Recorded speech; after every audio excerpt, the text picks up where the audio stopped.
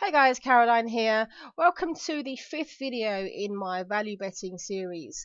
What I'm going to be talking about in this one is the fallacy of picking winners. Now, that doesn't mean that picking a winner doesn't matter. Of course it matters. At the end of the day, you're not going to make any money unless you have some bets that win. But there's some people that think that if you can predict the winner most of the time, that's the only thing that matters. And that is absolutely not true. So I'm going to dive into that and have a look at why. So you get some people out there and they are really intent on finding a kind of a system or strategy that is going to allow them to pick out winning bets. So they'll usually hone in on a particular sport or a niche within the sport, and that is the right way to go with gambling in general. So, they might sort of look at horse racing, they might look at a certain type of race, a certain type of horse, or if it's football, they might concentrate on certain types of leagues, certain markets, maybe the corners market in the Spanish leagues or something like that. And this is a good strategy, but the problem is that what can happen is they can pick the winners 80-90% of the time and still lose money. And you might be thinking, well, why? How is that possible? And there is a very good reason for that. If you pick bets purely based on the fact of whether they win or not, but you ignore the price, you're still going to lose money. Now, let's say you were to place 1,000 bets and every single one of those 1,000 bets won, then of course you would make money, and you would indeed make money regardless of the price. But that's the only situation in which they can happen. And of course, there is no such thing as a sure thing. It is a physical, literal impossibility, unless of course you have a DeLorean, you have a time machine, you can go back in time and get the sports betting almanac and know what's going to happen. That is a reference to a certain film from the 80s, showing my age there. Anyway, if you take a bet at any price, just because you think it's going to win, then the bookmaker will win over time. And I showed that in a previous video when I talked about how the bookies always win. They have that over round which they apply, and that's always going to happen. It doesn't matter what bets you pick, people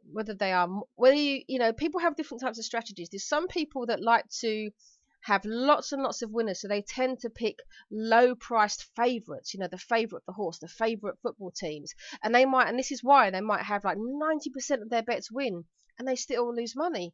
And then you have other people that go the other way and say, right, well, I'm going to go for the high price winners, I'm going to go for the outsiders on the horse races. And again, unless there's value there, they're still going to lose money. It doesn't matter what sport you bet on. It doesn't matter the kind of edge you have, what angle you have with your betting. You simply must have value with every single bet that you place. I have been hammering this point home this whole time. I've actually put that in there twice. I have. So yes, let me just re-emphasize that. It doesn't matter what you bet on, what leagues, what markets, it doesn't matter how you feel like you have an edge, you must have value on every bet that you place. If you do cheeky little punts just for fun, you're going to lose money over time. If you just follow a hunch, you're going to lose money over time. If you place bets because your grandma likes it, you're going to lose money over time. The only way to make money with betting is to have value betting.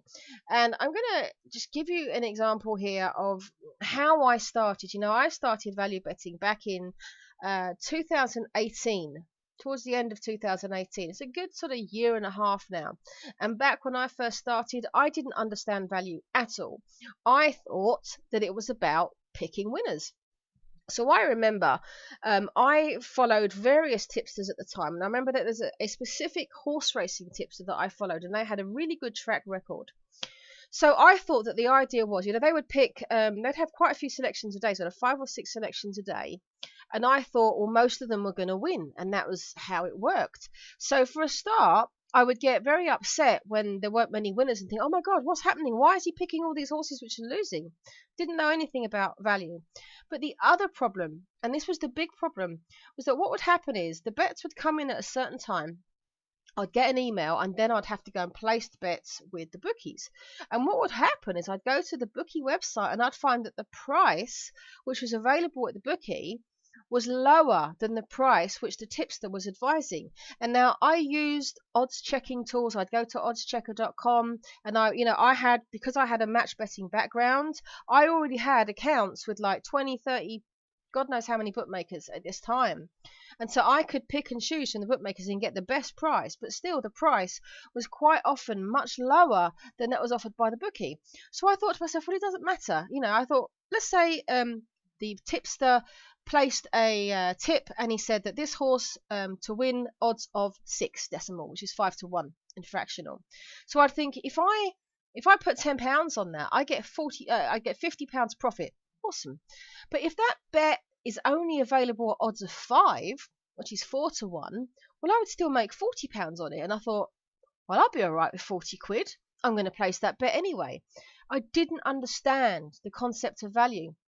So what I did was I would simply get the bet on at any price. I would always pick the best price, but it would quite often be way lower than the price advised by the tipster. And this is called chasing the price down, and that's an absolute no-no. You do not do that.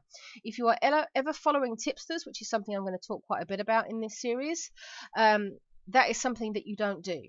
So I lost money with this tipster, obviously, but at the time I just didn't know why. I felt like I just didn't know what I was doing wrong. I followed several tipsters, and I ended up losing loads of money over a period of months. I was working really hard at it. I was kind of like analysing these tipsters, but I just didn't understand all this stuff. I didn't understand any of the things which I'm going to talk about later in the series. Now, talking of what's coming up in the series, I've covered a lot of theory now. Hopefully you should understand that it's all about betting with value. So the next thing I'm going to talk about is, how do we find value? Where do we get these value bets? It's all very well me banging on about it, but now you need to go off and be able to find how to find a bet that has value and know that it's got value when you place that bet. And then we're going to talk about the practical things: betting banks, staking plans, variance, and all sorts of things that you need to watch out for. It's one of these things, gambling, it seems very simple, but in actual fact, there's quite a lot of depth to it, and it is so easy to make mistakes. And of course, the problem with betting is, you might think, oh, let's say a tipster charges 30 quid a month. You might think, oh, I'm risking £30 a month. You're not. What you're risking is the amount of putting on your bets. If you're playing with £50 a day, for example, and you try this out for a period of weeks, you're actually risking hundreds. And in my case, I lost 4 figures. I lost a lot of money because I just didn't understand what I was doing. I knew nothing about betting banks and staking, which is something I'm going to cover about in later videos. But there are a lot of mistakes to be made, and this is something that I really want to allude to in this video series, so that you don't make those mistakes going forwards. So I hope you found this useful, and in the next one I'll be going on with how to actually find value bets. Okay, thanks very much for watching.